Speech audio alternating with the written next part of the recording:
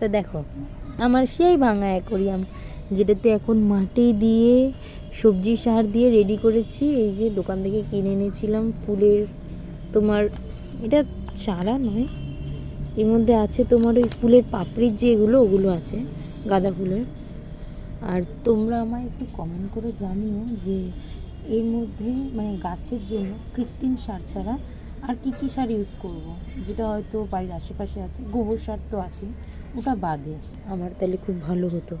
তো চলো এটা আগে বসিয়ে নিই, পুরো কমপ্লিট করে দেখা হচ্ছে। ওদিকের কাজ তো কমপ্লিট গাছের, আর এখন বসবো একটু ভিডিও আবার কন্টেন্ট নিয়ে বাঙালি সিরিজের জন্য। প্রায় 1 মাস ধরে আমি ভিডিও দিই না, 1 মাসের বেশি হয়ে গেছে। তো আজকে তো ভিডিওটা আপলোড করবোই, ঠিক করে রেখেছি, জানি না আজকে এডিট করে আপলোড করতে পারবো কিনা। তোমরা কিন্তু অবশ্যই গিয়ে বাঙালি সিরিজ চ্যানেলটা গিয়ে সাবস্ক্রাইব করো।